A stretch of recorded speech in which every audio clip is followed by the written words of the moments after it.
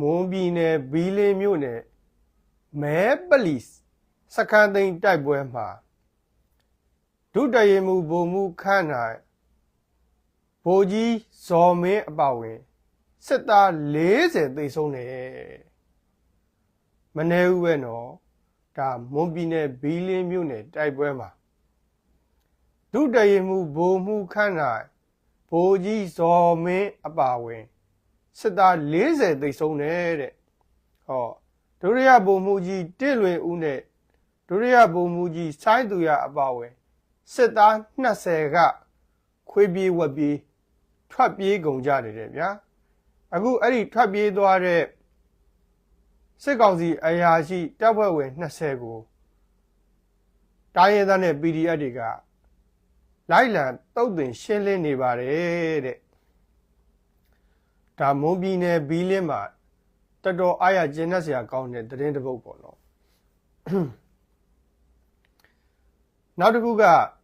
မကွေးတိုင်းငဖဲမြို့နယ်ဗဒန်းအပိုင်ဂုံစီတာဝါတိုင်းစခန်းကိုအာရခတပ်တော် A ကသိမ်းပိုက်လိုက်တယ်ဟောအခုဆိုရင်အာရခတပ်တော် A ကမကွေးတိုင်းပဲခူးတိုင်းအေရဝတီတိုင်းတိုင်းကြီး3တိုင်းကိုတိုက်စစ်စင်ထိုးပေါက်ဝင်ရောက်နေတာတော်တော်ကိုအားရကျဉ်းတ်စရာကောင်းအားလုံးပဲမင်္ဂလာပါခင်ဗျာကျွန်တော်ရဲ့ YouTube channel မှာတွေ့ကြပါပါတယ်ကျွန်တော်တို့ channel ဟာဆိုရင်နေ့စဉ်မျိုးတလုံးနဲ့ပတ်သက်တဲ့တိုင်းတို့တဲ့ကောင်းတွေကိုတင်ဆက်ပေးနေရမှာကျွန်တော်ရဲ့ channel လေးကို like subscribe လုပ်ပေးပြီး like နဲ့ကြည့်အောင်ပင်နေတဲ့ notification လေးကိုနေ့တိုင်းတောင်းဆိုချင်ပါတယ်ခင်ဗျာဟုတ်တယ်ຫນွေဦးတော်လည်းအတွက်လည်းပဲဒါဂုဏ်ယူစရာကောင်းတယ်ပေါ့ဗျာနော်မကွေးတိုင်းငဖဲမြို့နယ်ဗဒန်းအပိုင်ဂုံစီတာဝါတိုင်းစခန်းဂုံစီရွာမှာရှိတဲ့တာဝါတိုင်းစခန်းကောမိုက်ခရိုဝေ့စခန်းကိုအာရခတပ်တော် A ကသိမ်းပိုက်နိုင်ခဲ့တယ်စစ်ကောင်စီဘက်ကအကြအစုံယာနဲ့ချီပြီးတော့ကိုရှိတယ်လို့ပြောတယ်လက်နက်ခဲမီးကြောက်တွေကိုလည်းများစွာရရှိခဲ့တယ်ပေါ့ဗျာနော်နောက်တစ်ခုကအေဥဆောင်တဲ့တော်လှန်ရေးတပ်ဖွဲ့ဝင်တွေရဲ့ထိုးစစ်ပဲခူးတိုင်းကကပ္ပစလက်နက်ထုတ်တဲ့စက်ရုံတွေကိုရောက်လာမှစိုးရိမ်ပြီးတော့စစ်တပ်ကကပ္ပစလက်နက်ထုတ်တဲ့စက်ရုံတွေမှာခံစစ်အကြီးအကျယ်ကိုပြင်ဆင်ထားတယ်ဟောတော်တော်ကြောက်တယ်နော်ကပ္ပစလက်နက်ထုတ်တဲ့စက်ရုံတွေကမကွေးတိုင်းမှာအများဆုံးရှိတယ်ဟောနေပြည်တော်မှာရှိတယ်ပဲခူးတိုင်းမှာရှိတယ်ပေါ့နော်လက်ရှိစစ်ကောင်စီရဲ့ကပ္ပစလက်နက်ထုတ်တဲ့စက်ရုံတွေကနေပြည်တော်ပဲခူးတိုင်းမကွေးတိုင်းအဲ့ဒီ3နေရာမှာရှိပါတယ်မကွေးတိုင်းမှာအများဆုံးရှိတယ်အခုပဲခူးတိုင်းကကပ္ပစစက်ရုံတွေကိုအာရခတပ်တော် AA ဝင်ရောက်သိမ်းပိုက်မှာကြောက်တဲ့အတွက်ကြောင့်ကပ္ပစစက်ရုံတွေကိုအကြီးအကျယ်ကိုခံစစ်ပြင်နှားပါတယ်နောက်တစ်ခုကနောင်ချိုမြို့နယ်တောင်ခမ်းတိုက်ပွဲမှာစစ်ကောင်စီဘက်ကစစ်သား9ယောက်လက်နက်ချအညံ့ခံခဲ့တယ်အဲ့ဒီစစ်သား9ယောက်လက်နက်ချအညံ့ခံတဲ့အထဲမှာလွန်ခဲ့တဲ့12နှစ်ကကွဲကွာခဲ့တဲ့ညီကို2ယောက်တစ်ယောက်က PDF တစ်ယောက်ကစစ်သားပြန်လဲစုံတွေ့ကြတယ်တဲ့ဗျာဟောဒါနည်းနည်းထူးဆန်းတယ်ပေါ့နော်ညီကို2ယောက်12နှစ်တိတိကွဲကွာသွားကြတယ်အဲ့ဒါနောင်ချုံမြို့နယ်တောင်ခမ်းတိုက်ပွဲမှာစစ်တပ်ဘက်ကစစ်ကောင်စီတပ်ဖွဲ့ဝင်9ယောက်လက်နက်ချပြီးအညံ့ခံလာတယ်အဲ့ဒီထဲမှာ12နှစ်ကြာကွဲကွာခဲ့တဲ့ညီကို2ယောက်တစ်ယောက်ကစစ်သားတစ်ယောက်က PDF ပြန်ပြီးတွေ့ကြတယ်ဟောဒဏုပြည်သူလွတ်မြောက်ရေးတပ်ဦးကတော်လှန်ရေးရဲဘော်ကိုကျော်ရန်ရဲ့အကူစစ်ကောင်စီရဲ့တက်ချက်ဟောတယောက်ကဒဏုပြည်သူလွတ်မြောက်ရေးတပ်မတော်မှာ PDF တယောက်ကစစ်တပ်မှာတက်ချက်12နှစ်ကြာကွဲကွာပြီးတော့အခုမှပြန်တွေ့ကြတယ်ဖဖို့တို့ကျေးညီနောင်2ယောက်ကိုတော့သွားပြီးတော့တတိယမိတယ်ပေါ့နော်ကျေးညီနောင်2ကောင်လေပြင်းမုန်တိုင်းကြပြီးတော့ တကောင်ကရတဲ့ရဲ့လက်ထဲကိုရောက်သွားတယ်တကောင်ကတခိုးဓမြတွေရဲ့လက်ထဲကိုရောက်သွားတယ်တခိုးဓမြတွေလက်ထဲကိုရောက်သွားတဲ့ကျင်းညီနောင်ကရိုင်းဆိုင်နဲ့ယုံပါတယ်ဘာဖြစ်လို့လဲဆိုတော့ပုတ်တင်ညိုလိုပဲပတ်ဝန်းကျင်နော်တန်ခါနာနီတန်ခါမုံစိုးနာနီမုံစိုးရတဲ့စီကိုရောက်သွားတဲ့ကြေးကကြတော့ဖြူစင်နဲ့အင်မတန်မှယဉ်ကျေးသိမ်မွေ့တယ်ဟောမတူဘူးတန်ခါနာနီတန်ခါမုံစိုးနာနီမုံစိုးအခုလည်းပဲညီကို2ယောက်12နှစ်တိတိကွဲသွားပြီးတော့တယောက်ကစစ်တပ်ရဲ့လက်ထဲမှာတက်ကြက်တယောက်ကဓနုပြည်သူလွတ်မြောက်ရေးတပ်မှာ PDF အခုတောင်ခမ်းတိုက်ပွဲမှာအလင်းဝင်လာတယ်ညီကို2ယောက်မထင်မှတ်ဖက်နဲ့ပြန်လဲစုံတွေ့ကြရတယ်ပေါ့ဟောနောက်တစ်ခုက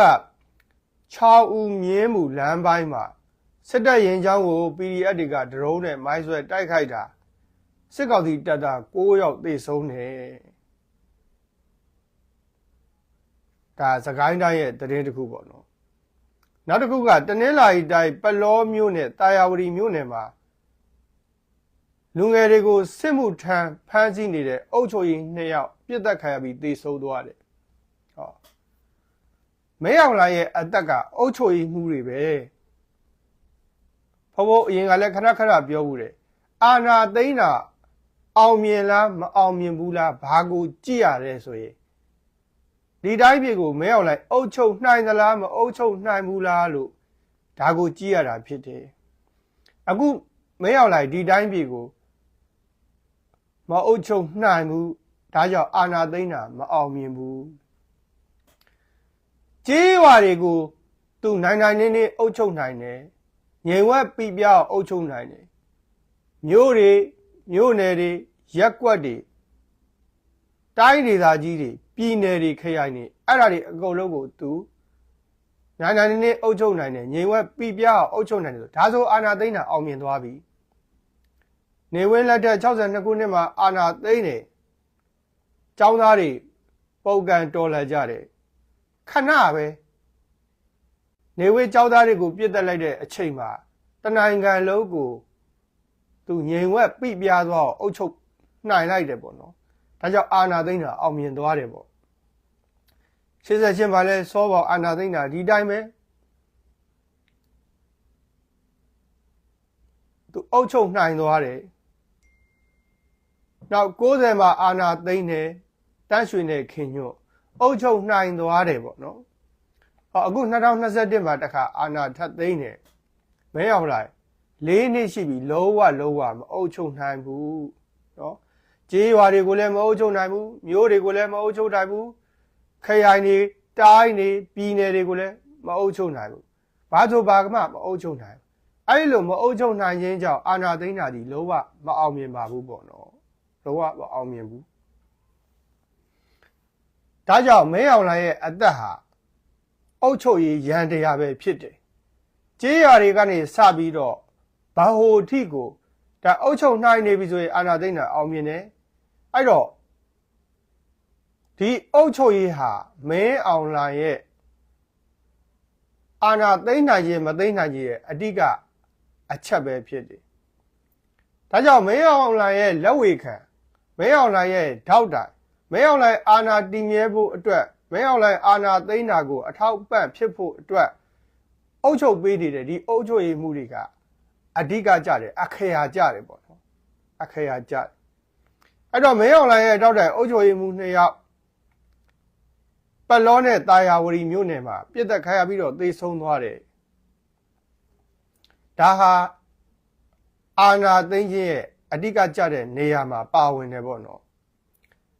နောက်တစ်ခုကမကွေးတိုင်းစလင်း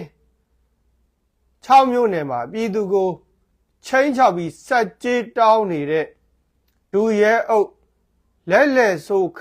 ဝတ်မနဲ့စစ်တပ်တောက်တိုင်ပြစ်သက်ခံရပြီးတော့သေဆုံးသွားတယ်ဗျာပြည်သူကိုချင်းချောက်ပြီးတော့စက်ကြေးကောက်နေတဲ့စစ်တပ်ရဲ့တောက်တိုင်တွေပေါ့နော်လက်ဆိုခဝတ်မနောက်2ယောက်သေဆုံးသွားတယ်တဲ့နောက်တစ်ခုကတနင်္လာရီတိုင်း ထဝယ်မြစ်မှာဒိုင်ယာရစစ်သားတွေကိုတဲဆင်လာတဲ့စစ်ကောင်စီရဲ့လှေတစည်းကို PDF တွေကတိုက်ခိုက်တာစစ်သား4ယောက်သေဆုံးသွားတယ်ဟောထဝယ်မြစ်အတွင်းမှာဒိုင်ယာရတဲ့စစ်သားတွေကိုလှေနဲ့တဲလာတာအဲ့ဒါကို PDF တွေကအဲ့ဒီလှေကိုတိုက်ခိုက်တာစစ်သား4ယောက်သေဆုံးသွားတယ်နောက်တစ်ခုကမကွေးတိုင်းပွင့်ဖြူမဲဇလီဆယ်တော်စစ်စေးရိတ်ဂိတ်ကို PDF တွေကတိုက်ခိုက်တာစစ်ကောင်စီတပ်သား9ယောက်သေဆုံးပြီးတော့လက်နက်တစ်လက်ကိုသိမ်းဆည်းရရှိခဲ့တယ်နောက်တစ်ခုက14မြို့လင်းစင်ရဲစခန်းကို PDF တွေကဝင်ရောက်စီးနင်းပြီးတိုက်ခိုက်တာစစ်ကောင်စီတပ်သားအများအပြားသေဆုံးတယ် PDF တွေကလင်းစင်ရဲစခန်းကိုမီးရှို့ဖျက်ဆီးခဲ့တယ်နောက်တစ်ခုကစစ်မှုထမ်းနဲ့ပတ်သက်တဲ့သတင်းဒါကမပါမပြီးပေါ့နော်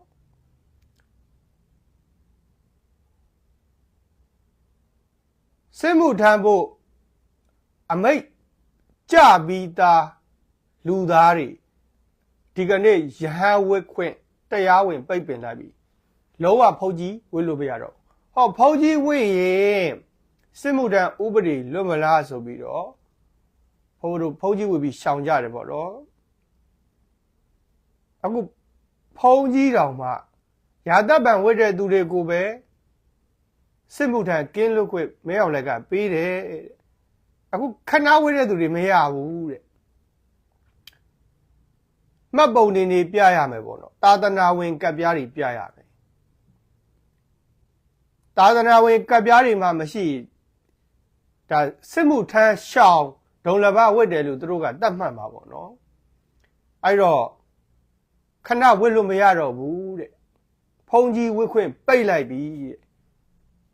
အဲ့တော့အလှလုပ်ပြီးဒုံလဘဝတ်ရင်တော့မရဘူးဆိုတဲ့သဘောစစ်မှုထမ်းလို့မရဘူးအသက်18နှစ်ကနေ35နှစ်အတွင်းဒုံလဘဝတ်ခွင့်မပေးတော့ဘူးစစ်မှုထမ်းရှောင်တာဖုန်ကြီးဝတ်တာမပေးတော့ဘူးတဲ့ဗျနောက်တစ်ခုကပကံကိုဖျားဘူးသွားတဲ့လူငယ်တွေဟိုတယ်တွေတဲခိုကန်းတွေဘန်ဂလိုတွေမှာအစင်းအကြောင်းပြပြီးတော့ပေါ်တာအဆွဲခံရတယ်ကဲအဲ့ဒီပေါ်တာဆွဲခံရတဲ့သူတွေကိုဖမ်းဆီးပြီးတော့တက်ထဲကိုပို့လိုက်တယ်သွားပြီအခုလိုအချိန်မှာငါတို့ဘယ်ကိုသွားတင်လားမသွားတင်ဘူးလားဘုံတို့တေးသေးချာချာဆုံးဖြတ်နေတဲ့အုံနောက်ရှိဖို့လိုတယ်နော်အခုလိုတိုင်းပြည်ကြီးပြက်နေမှာပြက်နေတဲ့အချိန်မှာငါတို့သွားတင်လားမသွားတင်ဘူးလားကိုယ့်ဘက်ကိုစဉ်းစားကြပေါ့ဒါကြောင့်ဘုံခဏခဏပြောတယ်သတင်းတွေဖတ်ကြသတင်းတွေဖတ်ကြဘာကြောင့်သတင်းတွေဖတ်ခိုင်းတာလဲဆိုရင်သတင်းတွေဖတ်မှကိုယ့်နိုင်ငံဘာဖြစ်နေလဲဆိုတာသိမှာကိုကာကွယ်လို့ရမယ်ကိုမိသားစုကိုကာကွယ်ဆောက်ရှောက်လို့ရမယ်တရင်နေမဖတ်ရင်ပတ်ဝန်းကျင်မှာဘာတွေဖြစ်နေလဲဆိုတာမသိဘူးမသိတော့ကိုလည်းမကာကွယ်နိုင်ဘူးကိုမိသားစုကိုလည်းမကာကွယ်နိုင်အဲ့တော့တရင်မဖတ်ခြင်းရဲ့စိုးကျိုးကကိုရောကိုမိသားစုကိုရောအန္တရာယ်တွေကြားရောက်နိုင်တယ်နော်အဲ့ဒါတော့ဘိုးတို့လည်းမတက်နိုင်ဒီလောက်ခက်ကာလာကြီးဆိုးရွားပျက်စီးနေတဲ့အချိန်မှာအလဲဘက်ခရီးတွေသွားတာဖျားဘူးတွေသွားတာလှုပ်တင်လားမလှုပ်တင်ဘူးလားကိုပါကိုသတင်းတွေဖတ်ပြီးတော့စင်ကျင်တုံးရရနဲ့ဆုံးဖြတ်ကြပါဗျာကဲဒီကနေ့ဘကံမှာဖျားဘူးသွားတဲ့လူငယ်တွေဟိုတယ်တဲခိုကန်ဘန်ဂလိုတွေထိကိုအဲစင်းအကြောင်းပြပြီးတော့ညဘက်မှာဝင်စစ်တယ်အဲစင်းမတိုင်ထားဘူးဆိုရင်မတိုင်ထားရမလားဆိုပြီးတော့စစ်တပ်တဲကိုဖမ်းဆီးသွားတယ်တဲ့ဗျာ